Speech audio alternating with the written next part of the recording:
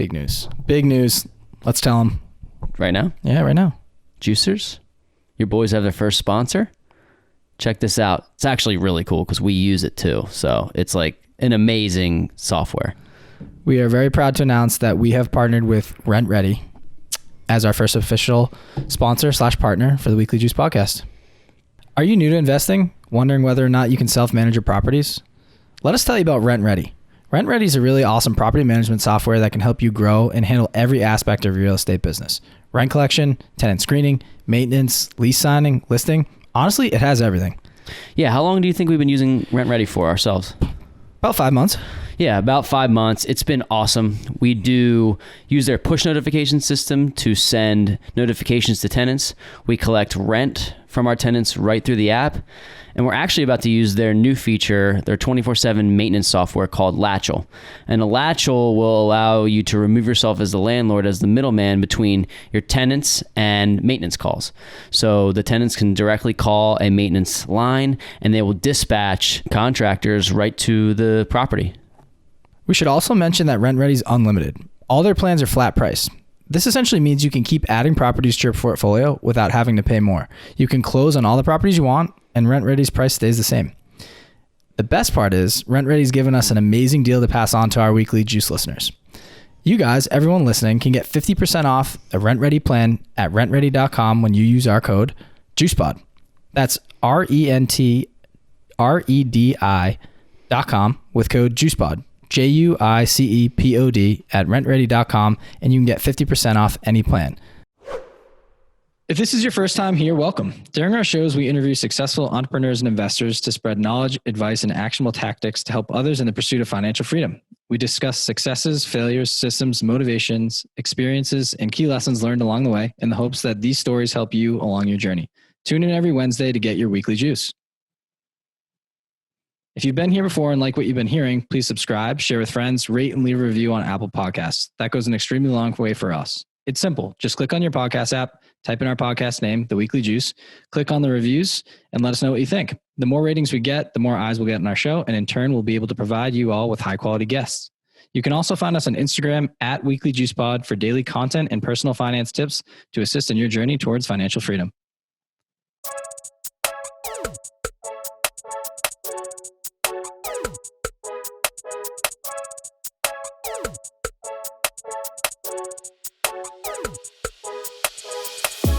Welcome back to the Weekly Juice. As always, Ryan and Corey here with another episode for you. Today we had on special guest Rachel Richards, aka at Money Honey Rachel.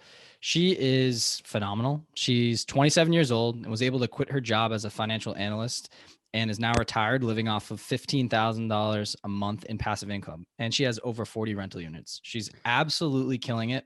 And to top it off, she's a phenomenal person, super kind, nice, genuine, and just had a plethora of knowledge that she dropped on us today. Yeah, she's 28 now, which is crazy. To like, she started this journey to FI essentially 4 years ago in 2017.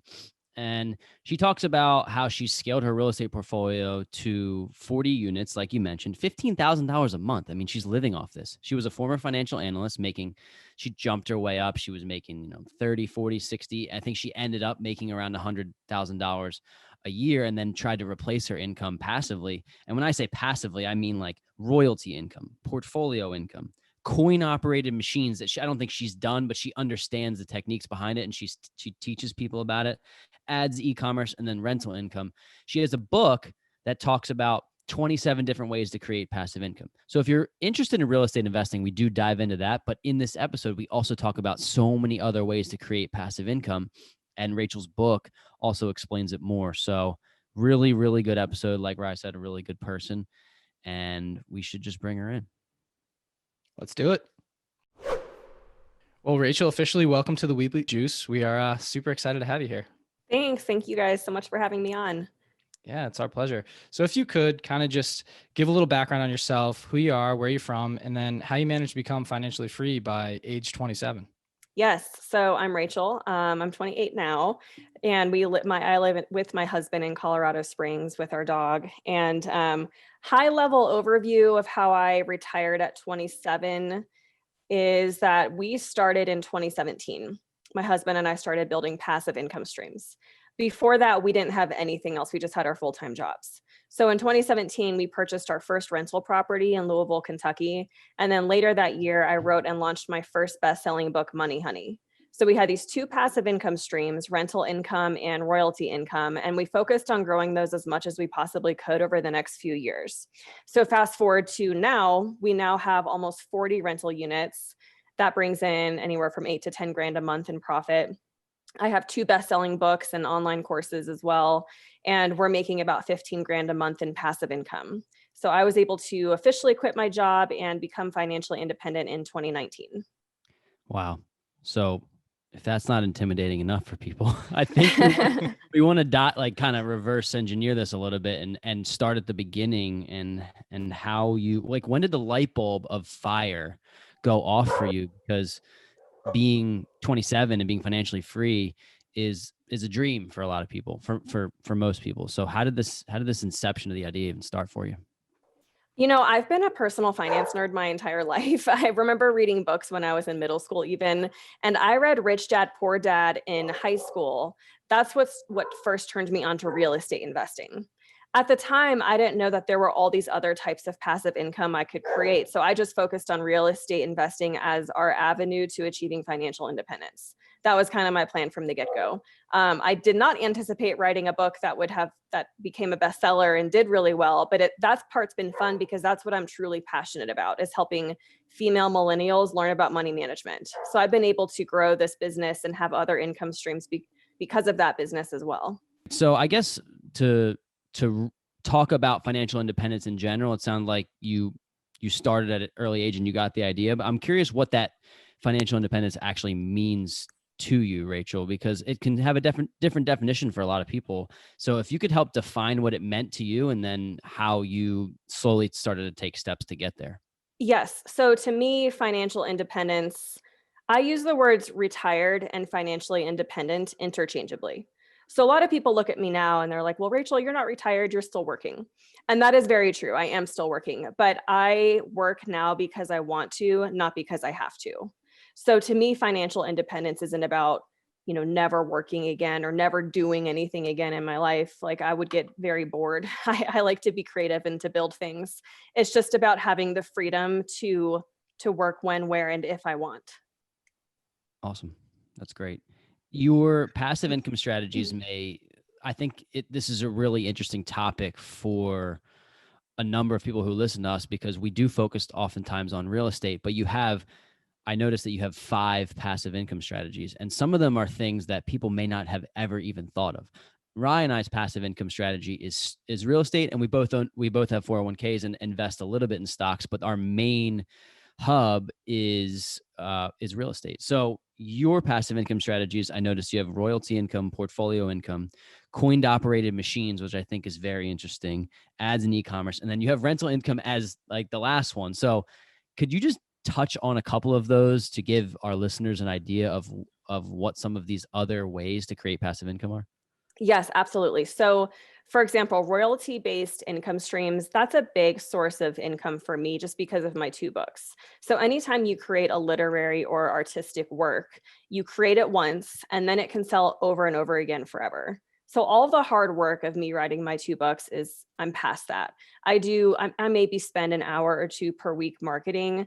And some people would be like, well, that's not passive if you still have to work, but it's just kind of a comparison game for me. I mean, it's a lot more passive than a 40-hour-a-week job. So a lot of these passive income streams, they're not 100% hands-off, but you will need to spend a couple hours a week or a few hours a month just to maintain them. But that's how a royalty-based income stream would work. Coin operated is a really cool topic, a really cool category of passive income. And my husband and I almost started doing this one ourselves. But basically, this is where you have something like a vending machine, a coin operated machine. You purchase those machines, you find locations for them, and then it becomes very passive. You can even outsource somebody that can go around and restock the vending machines each week and collect the money. So that's a very passive income stream. We thought about doing it on a larger scale in terms of investing in a laundromat, which is a business full of coin operated machines. And a lot of people make really great money that way. But then we just went into more multifamily investing instead. So that's coin operated. And then you've already mentioned the huge one, which is rental income. And rental income is my favorite from a financial perspective for many reasons. It's kind of the holy grail because not only are you getting the benefit of the cash flow or the passive income, but you're also getting equity buildup because your tenants are paying your mortgage for you over time. So after 30 years, you own a property free and clear, having only paid the down payment. Then you also get tax benefits like depreciation. And the fourth benefit, which I really see as a bonus because it doesn't always happen, is appreciation of the property itself. So that's why I love rental income. I truly think it's one of the best ways to build long-term wealth and that every young person should own real estate. Cool. So when you got started, I guess in 2017, diving a little bit into the real estate game here, you bought a duplex, we understand. Can you walk us through some of the strategies that you did to buy that duplex, and not only buy that one, but then scale? Because going from 1 or 2 units with a duplex to 40 in, you're talking about 4 years, I think it was even sooner. That can be like, wow, how does anybody do that? So can you talk about that little middle ground after buying the first property, and then how did you accelerate that process? Yes, and I'm glad you asked because a lot of people assume I'm like a trust fund baby or something, and I'm not. That's so, real, right? That's like that's a yeah. real assumption from people. So I'm glad you're not. Yeah. So I'm not a trust fund baby. I never even made six figures from a job or career ever in my life. I graduated from college and I was making $36,000 and then like $42,000 for the first 3 or 4 years after graduating. So a lot of people are like, well, how did you come up with the down payment for the first property? We had a couple things going for us. First of all, we both paid our way through college. So we did not graduate with debt. I sold Cutco cutlery. Have you guys heard of Cutco knives? Yes. The best, made in America knives. So I sold knives and I paid my way through school. And then my husband is a veteran. So he used his military benefits to pay for his tuition. So we both graduated without debt. And although I was making a low salary, we were able to save a lot of money. So in those early years, I was living off a budget of like $1,500 a month. I was saving half of my income, even when I was making that much money. Now, in 2017, by then, my husband, I think, had just gotten to six figures, but I still wasn't making a lot. But we just were really aggressive about saving our money. Also, because we invested in Louisville, Kentucky, it's such a low cost of living area, reasonable housing prices. So by then, we each had 10 grand in savings, and our duplex that we found was 100 grand. So we were able to combine our money to get to the 20% down payment, and that's how we bought the first one. And then your question was, how did we scale? Because yes, we went from 0 to, I think, 38 units in like 2 years, which was very, very fast. We own 6 buildings. So it's just FYI, it's not 38 properties, it's 6 properties. We have several properties that are 10 to 12 units each. But we were able to scale because of one main reason, and that's because I had my real estate license. I did not have my license I didn't have clients or anything. I wasn't helping people buy or sell houses, but I just had it for my own purposes as an investor. So we would deplete our savings to buy a property. But then because I was representing myself as the buyer's agent, I would immediately get a commission check back for thousands of dollars. Sometimes it was 10 grand or 12 grand. And that put us way ahead in terms of saving up money for the next down payment. So add that to our already aggressive savings rate and the fact that we were saving 100% of the cash flow. That's how we were able to come up with down payment after down payment and scale really quickly. That's incredible. And I guess we go through this argument, or I guess battle in our heads each time, right? It's like, do you suggest that it gets their real estate license purely for all these benefits? You mentioned that you weren't really buying and selling through anyone else. It was just for your own, not selfish purposes, but like tactful strategy. So would you recommend people starting out that they go get it just to learn everything and then potentially have, a nice tool set? Based on my experience, I would. I think there's several benefits. There's obviously the huge commissions you can earn when you're representing yourself.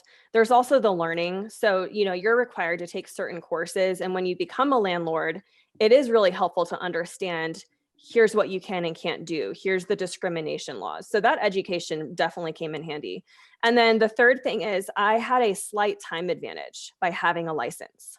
So I could have immediate access to the MLS. And if a property came up, a new listing, I could sometimes be down at the property within 30 minutes after it was listed. And I know for a fact that for 2 of the properties we have, that is the reason I got the properties, because I was the first one to make an offer. That's incredible. So you're, Cord, did you have one? Yeah, I just wanted to talk about like this to add on to the scaling process. Like, is this something that you put in a plan to say, okay, Rachel and your husband, we are going to get to $10,000 or $15,000 a month. We know we need X amount of properties or X amount of doors to do so. And was that like as Rye said, like a tactful strategy in terms of we need to get to here and then we know we're good? Or is that something that as you snowballed, you were like, you figured out along the way? I kind of figured it out. It's funny you asked though, because we did have an initial plan, and our plan to get to 10K a month was to buy a single family house every year for 15 years, all on 15-year mortgages. Where did you hear that from? Because I've heard that too. And I was like, I heard that. And then you pay it off on the 15th year. And then every year after you're paying one more off, right? Yeah. And then it's huge. And I don't even remember. I don't know if it was a book or Rich Dad, Poor Dad. I don't great. remember. But yeah, I mean, at that time I was like, well, I could retire in my mid 30s and that would be fantastic. So that's what I initially planned out. And then of course I found better properties. Things happened a lot faster once Andrew and I were able to pool our income together, and everything happened faster than we planned, thankfully. So on the same topic, I'm thinking about, okay, you guys each had $10,000. You got your first property under contract, and then you're scaling to apartment complexes or small multifamily. Like that's pretty big. Can you walk us through the little steps along the way so you graduated to each property? I guess it might be a really long story. If you can consolidate it, that'd be excellent. Yeah. Well, the first property we have, I don't really count because it was a single family and it was Andrew's previous primary residence. And so when we moved in together, we just kept that and rented it out. So it was great to kind of get our feet wet with something that was kind of more casual. It wasn't intentionally purchased as an investment. And that went really well. And then we did the duplex. And then honestly, we were just hungry. We were eager. We wanted to get as many units as possible. So it definitely seems like a big step to go from 3 tenants at the time to then we had like 14 total, I think. So it was a learning process for sure. I mean, we've put some really helpful systems into place to manage tenant interactions, and we have mostly self-managed. I have a property manager disaster story I can share with you in a sec, but we can go there in a sec. But one of the things that we did well is we used Google Voice. We didn't ever want our tenants to just have like direct access to our cell phones and our emails and everything. So we set up a Gmail account, we set up a Google Voice number. That way tenants can text and call our Google Voice number and it comes to our phone, but they don't have our personal contact information. And like just little things like that, we figured out along the way, and they've made a really big difference in the way we're able to manage our tenants. I think that's awesome. And like passive income, like it's in the name of your book, right? So, but real estate is not always passive if you don't systematize your business and you don't have strategies in place to make it passive. You can buy yourself a job really quick if you're the one fixing everything, and there's nothing against that if that's how you want to do it. But like Ryan and I always talk about this, we're not the ones fixing, we're making the phone calls and we're creating that passivity. Can you dive in a little bit more about maybe some of the other systems you have? I don't know if it's from a bookkeeping standpoint or from just maybe even if it's a deal flow or deal finding standpoint that allows you to have this well-oiled machine to really create the passivity that you talk about. Yeah, for sure. And you make a great point, Corey, that this isn't passive unless you have a property manager. So for me right now, this business isn't as passive as I would like because we are self-managing. But chances are no one wants to quit their full-time job to become a full-time landlord. So I always tell people, even if you're not planning on hiring a property manager right out of the gates, which I think is wise, I think it's wise to start off self-managing and learning how it works. You want to build in the expense of hiring a property manager so that you always have that option in the future. So in terms of systems that do help make it more passive, we use Trello a lot. All of our files are shared between me and my husband because we're managing them together and we play to our strengths. I mean, it's definitely helpful to have a business partner in this. I'm the finance one, I'm the Excel nerd. So I'm doing all the bookkeeping and all the finance stuff. And Andrew is way more patient than I am. So he handles a lot of the tenant communications because I just don't have the patience for it. Me either. Yeah. So we use things like, we have spreadsheets that have all of our tenants and their contact information. That makes it easy. If we need to send out like a mass email, we can just copy and paste all from one place. Everything's shared on Google Sheets, and then Trello. With Trello, we've looped in our maintenance guy. So we have somebody that's really reliable. He's worked with us for a long time. He has access to our Trello board. So we have different columns for each property, and we just have an ongoing list of maintenance or issues that need to be repaired. And once we put it up there, he just goes out and finds the time to do it, and then he invoices us. So it's a really great system that we have. Can you unpack Trello a little bit? We've actually never had anyone talk about that on our show. And I'm curious if this is just more an organizational software or a property management software, and maybe some of the features that you use. Yeah, it's just an organizational thing. It really doesn't have to do with property management, but that's what we use it for. So in Trello, you have, I think they're called lists, but they're kind of just columns, and you can add tasks to each column. So we have, each column is basically a property, and then we'll add these little cards or tasks saying, you know, oh, the sink is leaking here, or the refrigerator needs to be repaired. And then we label it with different colors. So like red is extremely urgent, needs to be done immediately. Then we have orange or yellow, and yellow is the least urgent.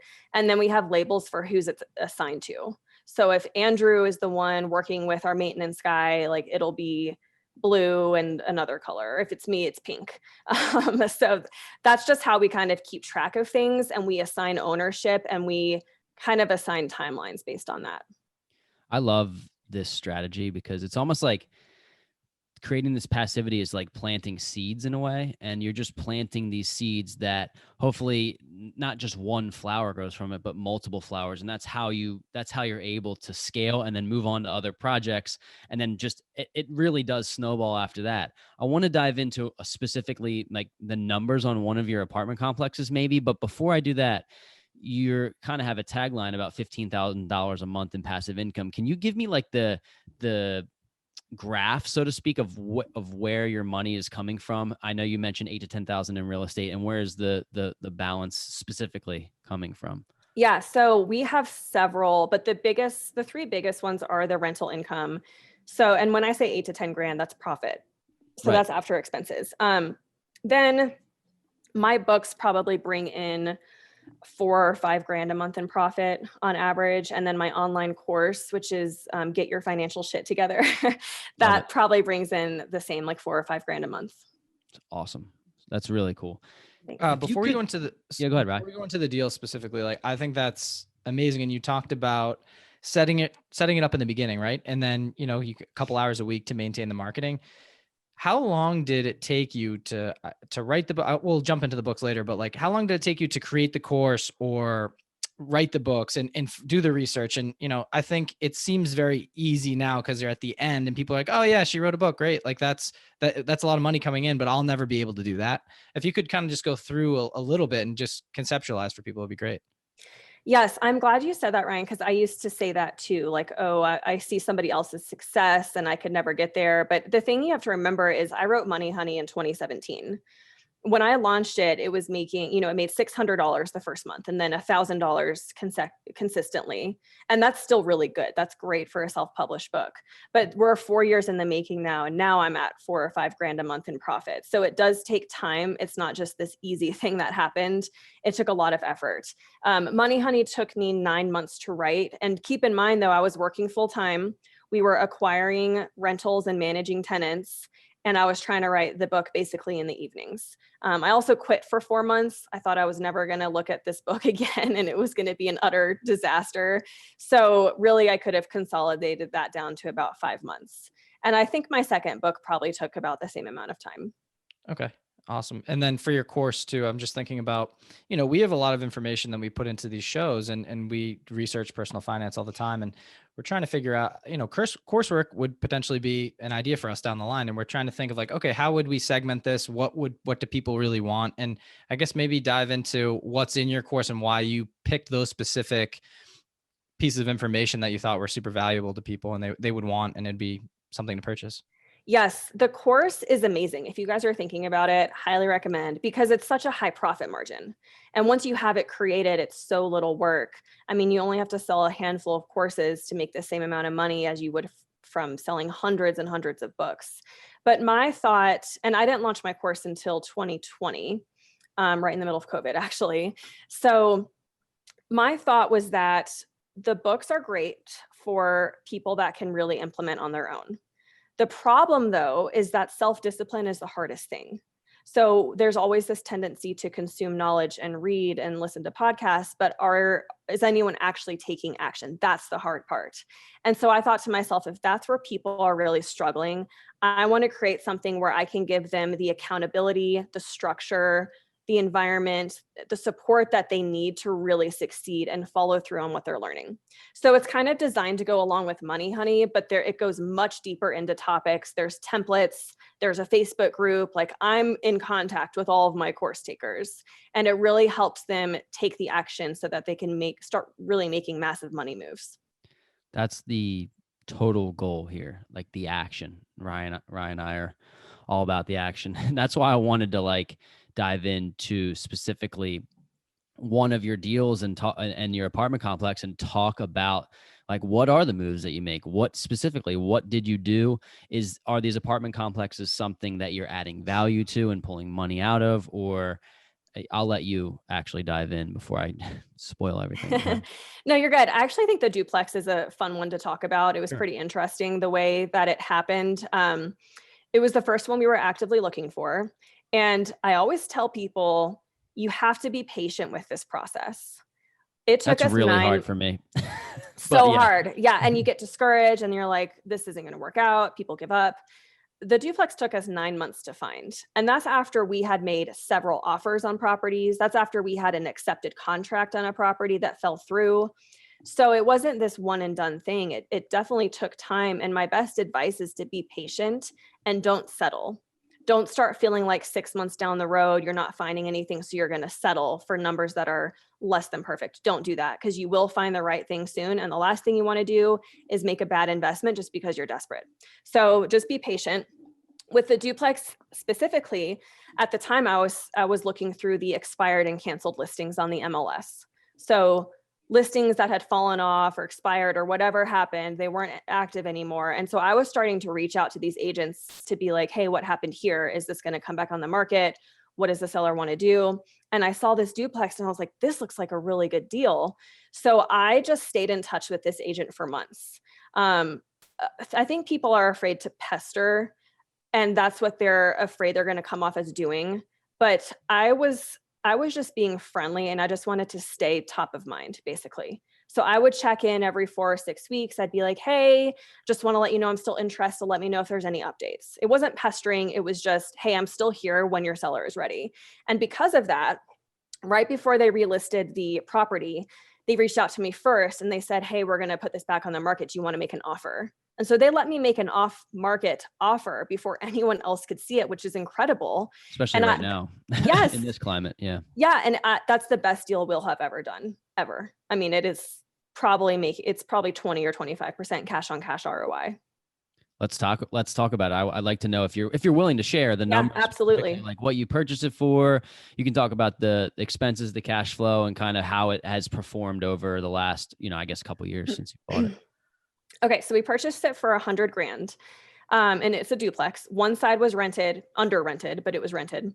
The other side needed a total rehab. It was it needed to be gutted and everything. So my thought was, we don't have enough money to, pour 10 grand or 15 grand into rehabbing this. So I negotiated. Initially, the price was going to be even lower, like around 80 or 85. But I said, hey, can you give us a seller's concession to cover the renovation, and we'll purchase it for 100. And I think that laws around sellers concessions are a little more strict these days with what lenders allow and don't allow. So maybe I shouldn't even be talking about it. It's we ran into this, and for some reason it was like a percentage of the sale price and we couldn't go above a certain percentage. So, but it might vary state to state. And so, yeah. I mean, talking about Kentucky with homes that in that price point, I don't even know enough to speak on it. So it might still be the same. Same. Well, it worked out. So at least there's that. But yeah, they gave us a really big seller's concession, which was just a cash check at closing that we could then use for the renovation. So our mortgage was a little bit bigger, but then we didn't have to come up with all this cash out of pocket to renovate this other side. So that worked out really, really well for us. I think the renovation was 10 or 15 grand. We had several contractors come over and quote us. Don't ever go with the first contractor that comes out. And that's a mistake that I feel like people learn the hard way. Especially when you have holding costs and you're thinking like, oh, I just got to get this going or I'm losing money. But, having a good contractor, we totally agree. Yeah. Yeah. And that's the other thing is don't forget about the holding costs, because it's easy to estimate all the numbers and say, oh, the renovation's going to cost this much. But you have holding costs of paying the mortgage and the utilities and everything else during the renovation. And I think a lot of investors forget about that as well. So this renovation, I think it was about 3 weeks. They did a great job. One thing we did well is that we showed up every single day to this property. So they knew the owners are going to be here today. They come every day at different times of the day. So we never came at the same time every day. And I would also bring stuff like Gatorade and bagels to them. And so they really liked me. And It would have been 9 weeks if you didn't show up. So I'm glad you did. No, have to keep them fed. Yeah. So they did a great job on the renovation. And I think when we bought it, it was cash flowing $500 per month. So after that renovation and both sides were rented, each side was making about $250 per month in profit. So that was really great.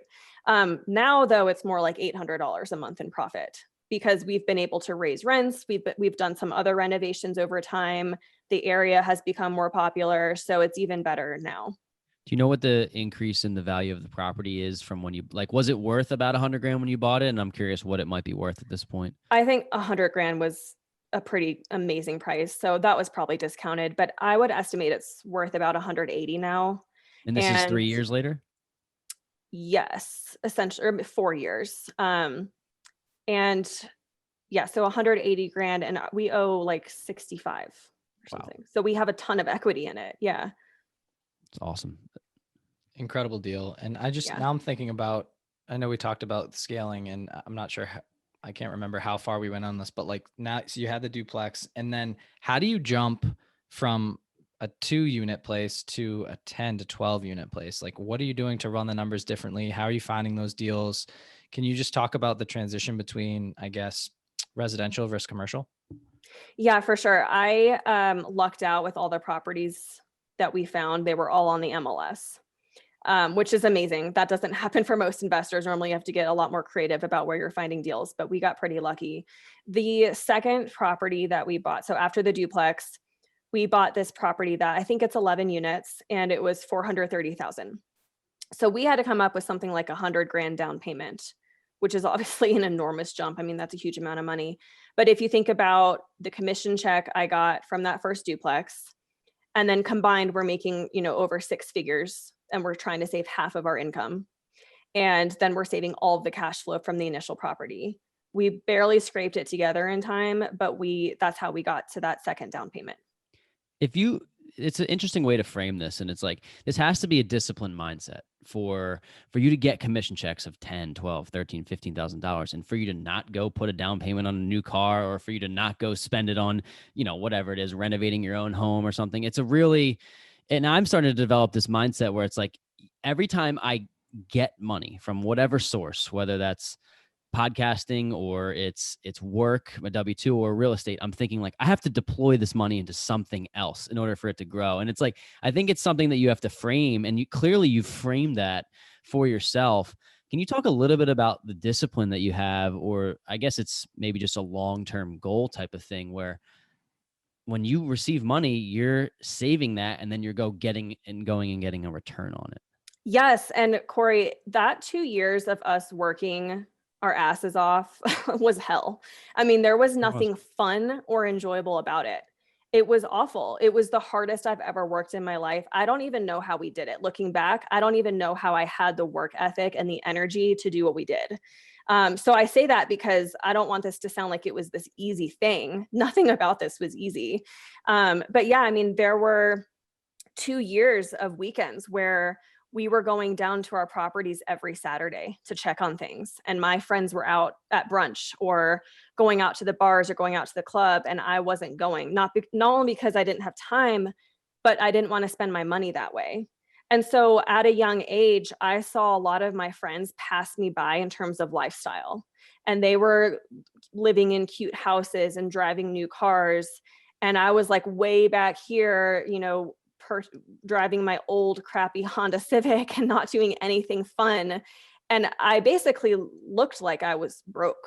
That's how I lived. And I'm sure you guys have read The Millionaire Next Door, which is basically about how millionaires are not people that live in mansions and drive sports cars, but they're very modest. And that's so true, because although I didn't look like I was living a wealthy lifestyle, I was wealthier than anyone that I knew because of all the equity we had in our properties, all of the cash flow that we were making.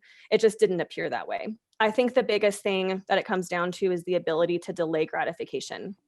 So if you can delay gratification and know that it sucks right now, but you're really going to reap the rewards in a few years, that's what's going to set you apart from the rest. And talking about delaying gratification, Rachel, it's like, hold on a second. You're making $15,000 a month in passive income after 4 years. Okay. It's not like now you're probably not at the place that you even want to be. Cause I'm sure for me, speaking for myself, I know I want to live this lifestyle that's not like looking like I'm broke forever. Right. Like but 4 years compared to working for 45 and putting money into 401k for some hopes that you're going to be wealthy one day, I think it's actually not as long as people think. And once you're in the day-to-day, I'm sure you look back in those 2 years probably were the slowest and fastest 2 years of your life at the same time, right? Yes, 100%. And you bring up a good point about passive income and the way that we traditionally save for retirement. It's so outdated. It used to work, working a 40-hour job until you're 65 and saving up a nest egg. It used to work great, but times have changed a lot. Right? The costs of college have ballooned, placing an enormous burden on our generation. Pensions are a thing of the past. The Social Security Trust Fund is projected to be fully depleted by the year 2034. So we can't even, yes, exactly. And what I love about passive income is that, to me, it feels a lot more attainable to create 5 or 6 or 8 grand a month in passive income rather than working for 40 years in the hopes of saving up $1 or $2 million to retire. And the best thing about passive income is that you don't have to wait that long. I mean, yes, you do have to put in the work and it's going to take some time, but you can create passive income now and reap the rewards now rather than having to wait until you're 65 to retire. I think that's an amazing point. And I've 2 points off of this. Is one is like you're super proud of building these income streams, right? Like they're yours. You have a book, you have a course, you have like your social media that, your little community that you've built and all that stuff. And I think that's way more fulfilling than going to a W-2 job and living out someone else's dream and putting a fatter paycheck in their pocket. So, just that idea of like grabbing your own life and putting in the work now to live the way you want is incredible. I'm curious, more of a personal question for you, but like, what's your why behind this whole thing? I know you have your freedom now, and what type of life is going to make you feel fulfilled and happy? My why stems from when I was a lot younger, like in middle school. I grew up in a really wealthy county. So just to give you some context, a lot of the kids in my high school, when they turned 16, they got brand new BMWs, which was crazy to see. My family was not operating that way. We weren't going on family trips, let alone even going out to eat at restaurants. So at a pretty young age, I felt like I didn't fit in. And that's not the way you want to feel in middle school and in high school. So I remember thinking to myself at a young age, like, I didn't want to end up like everyone else struggling with money. I didn't want to have to operate on a strict budget my whole life or have to borrow money from family and friends to make it to my next paycheck. I wanted to be different. And I realized that what I did then would either set me up for wealth or for poverty.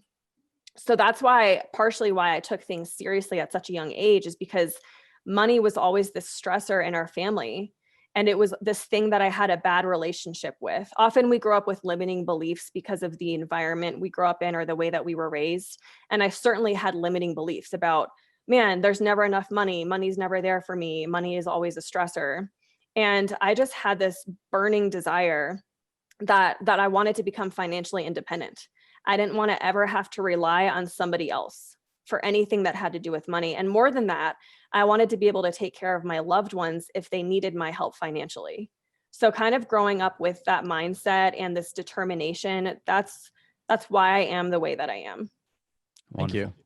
It's I have great. one more. I'm going to bring it back to the beginning of the episode, and because it's such an interesting topic, but can you talk a little bit more on the coin-based income stream? And I've seen, I don't know why in my head, like Ozark, the show Ozark's popping in my head, like laundering money. And I know it's not that we talk laundromat, but it's just like all playing in my head. I'm like, all right, definitely not it. it's not, I know it's not it at all, but I think funny. this idea a lot too is like, okay, maybe you do put together a laundromat and people pay you, they put in their money, their coins, and you empty them out every month. Or in your rental units, you put a washer dryer, but it's coin based. Or you have a physical vending machine with potato chips, with candy, snacks, whatever it is, and you have it live in a shopping center, something like that.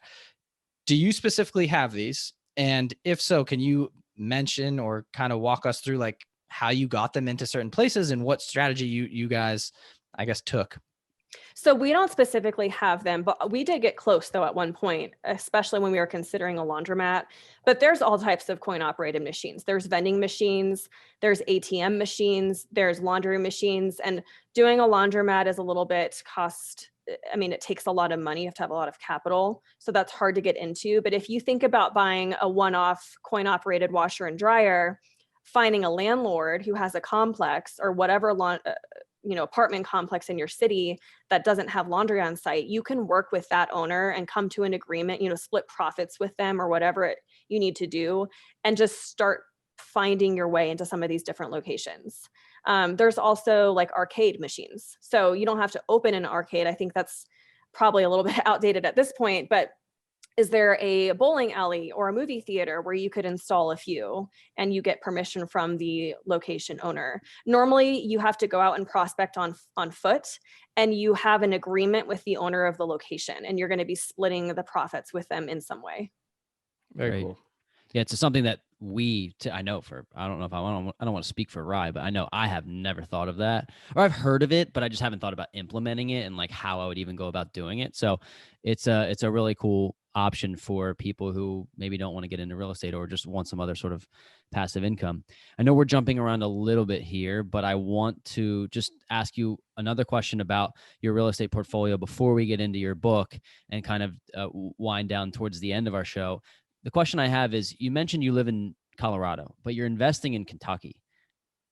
Did you live in Kentucky at one point, or how did you decide that Kentucky was the place that you would be investing? And if you're doing it at a distance? Okay, so I lived in Kentucky for 20 years of my life. Okay. So yeah, so we lived there together. It was kind of the obvious place to start investing, and it was a great place to invest. We moved to Colorado in 2020 and officially became long distance landlords, which is always something I had talked about doing. Or for people that live in a high cost of living city, I always recommend invest long distance. And now I'm actually doing it myself. And I can say that, yes, you have to have people in place, but overall, it is a lot easier to manage from a distance, because when we're in Kentucky, we were going down to our properties once or twice a week because things would go wrong. We would have to go out there and fix it. Now we're forced to outsource everything, and it's great. So we're never down there. We just tell other people what to do, and it's made the whole thing a lot more pleasant for us. And then was there another part of the question? No, I mean, that was really it. I think Okay. to go off of that and to give some context, I forget who we were talking to. We talked to so many investors these days that they kind of, some of the great advice blends together. So I don't know who quoted this, but they said, if you live 45 minutes away or an hour away, or maybe an hour and a half, and it takes you that long, half a day to do whatever you need to do with the property, there's really no difference between that and living 6 or 7 hours away or a flight away if you're not going to go there anyway. So Ryan and I had at one point visited Cleveland and Columbus area, and there's opportunities potentially for us to invest there. And we were originally scared of it because we're like, we're not in the area. But if the systems are in place, it's just like us investing. We live an hour away from our properties now, and we're not going there. So like, really, what is the difference? You leaving that area, it's probably scary, but now that you did it, you're probably, this is amazing. I'm gonna be able to scale quicker because you're focused on tasks that aren't maintenance and CapEx and things that take away from probably what you're good at. Yes, it's definitely given us more confidence. And it's like, wow, we could have done this a long time ago if we really had needed to. But I think it's just one of those things that people look at as being scary to be a long distance landlord. But in reality, you're right. It's not really any different than living an hour away from the property. And probably it'll make your life a lot easier. Absolutely. So I do want to dive in a little bit here on your book. And I know we talked about the inception of the book, but can you share with people what they may take away from Money Honey and passive income aggressive retirement? Just, I'm sure they're different, but what value do you think this brings to people who may want to read it? Yeah. So the reason I wrote Money Honey is because I used to be a financial advisor and all my friends would come to me for financial advice. At some point, I remember thinking, well, I wonder why they're not learning on their own or reading books or picking this up. And then I realized, oh, yeah, that's because personal finance is boring, right? For most people, it's boring, complex, dry. I mean, no wonder people don't like to learn about it. So I thought to myself, how can I make this topic sassy and simple and fun? And that's where the idea for Money Honey came from. It is just written in a really funny, engaging voice, and that's why it's resonated with female millennials. So it's called, and the subtitle is, so it's Money Honey, a simple 7-step guide for getting your financial shit together. So as you can see, I don't take myself too seriously. And it's really about the basics of money management. So tracking your expenses and saving and paying off debt and investing and taxes and insurance, just kind of the main buckets of financial topics and how to start your journey of taking control of your finances. So that's Money Honey. And then my second book, Passive Income Aggressive Retirement, I wrote in 2019 as I was approaching my quit date of my career. So, by then I was telling people, yeah, I'm going to be quitting and retiring. I'm 27. I'm making 10 grand a month in passive income. And everyone was like, how the heck are you doing that? So I could tell there was a thirst for this knowledge. And in the book, I basically outlined 28 different passive income models. So trust me when I say there is something out there for everybody. Great. Wow, I'm picking that book up. That's amazing. Thank you. Sorry, that's really cool, and we appreciate the breakdown and the walkthrough on those, because I think a lot of people, we in our W-2s, we talk about this all the time. Like, we always have people coming up now and asking us advice on things, and like, hey, what tools, resources, books, etc. can I lean on? And I think your books are gonna fit that mold perfectly now. Thanks. I appreciate it. Mm-hmm. Cool. So as we right, unless you had another question on the book, we can move into the core four here. And so the core four is kind of like we ask the same 4 questions to our guests, a little bit more personal, get to know them, and just get a feel for how you live and aspects like that. So. Perfect. The besides your own book, the first question is, what is your favorite investing or business book? Although I'm sure yours is probably one of your favorites. Well, have you guys read The Millionaire Fastlane or Fastlane Millionaire? I always forget how it goes. No. Oh my gosh, it is so good. There's so many damn books on my list now. I know, and I have like 20 on my nightstand, but it is such an amazing book about being an entrepreneur and how starting a business is the fastest path to building wealth. And it really helped me transition from like a consumer mindset to a producer mindset. So it's one of my all-time favorites. I think I've read it 3 times. Thank you. I have I have heard that book and I haven't read it. And I'm the same as you. I got 40 books. We do one of these per week, so I got 40 books now stacked on my dresser. I just gotta keep crushing them. But real quick before you go into that, we have such a great producer. He texted us, "Millionaire Fastlane" by MJ DeMarco. Just for anyone who's out there. So cool. MJ. Go ahead, Rye. Killed it. So in just actually on this book still, is this more so like a walkthrough guide, or is it more like a parable story where you're living through someone else? No, I think it's very actionable. It's a really long book. So there's a lot of great things you can take from it and implement immediately. Excellent. Cool. So the second question in the core 4 is, what has been your biggest mistake along your investing journey, and what have you learned from it? I'm like laughing right now because there's so many. There's literally so many mistakes, so many things that I've done to lose money. But I mentioned the property manager story earlier, so I'll make it brief. But this was the biggest mistake we've made so far. By the time we got to something like 26 units, we were like, okay, we have to hire somebody, because we were both still working full time and we just didn't have the time. We had this couple working for us that was doing things like maintenance, cleaning, doing some jobs for us. And they were the hardest working people I've ever met. And still they are. They always went above and beyond. So we were like, well, instead of spending all this money on a company, why don't we hire these individuals, make them employees? We can save some money and be a little bit more hands-on with the way that we are managing them. So that's what we decided to do. And that was our big mistake, because at first everything was great. And then things started to kind of slip. And about 6 months in, my husband went to collect the rent one weekend from our on-site lock boxes and noticed there was quite a significant amount missing. Hmm. It was not just, a tenant paying late here or there. It was a significant chunk. So we're calling our property managers, trying to get a hold of them, but they're totally MIA. We never heard from them again after that. And it turns out that they stole $6,000 in rent money that weekend. And we found out they'd been squatting in vacant rooms and units in our buildings for almost a year. So, yeah, Wow. isn't that intense? That's intense.